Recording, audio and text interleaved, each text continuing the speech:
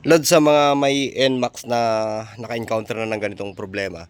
Pag ipreneno mo, ayan o.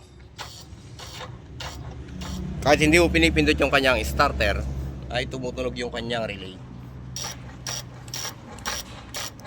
Kailangan pagka prenes mo to, o kahit dito, ang umiilaw lang ay sa likod. Ayan o. Dapat umiilaw lang na ganyan. Hindi yung ibig niyang redunduhin yung makina para i-start. Ayan o. Pagka i-prenes natin ang sagot to, mararamdaman natin yung relay. Ibig niyang paandarin yung makina. Siyempre mahirap yan. Pagka umaandar yung makina at nagpreno ka, ganun pa rin yan. No? Minsan Lodi, sinasabi nila na post start, may problema. Pwede naman yon.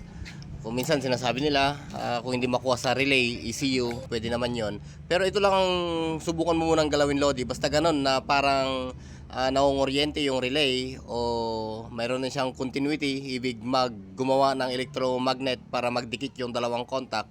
Ito lang yung bubunutin mo at palitan mo siya ng bago.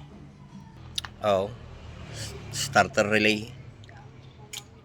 Buti nga hindi ECU eh.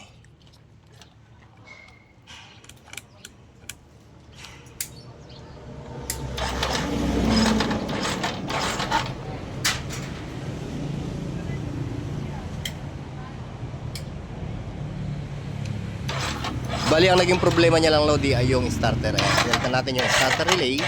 O ibig kong sabihin, starter relay ang problema. Ngayon ay okay na siya. Magandang buhay.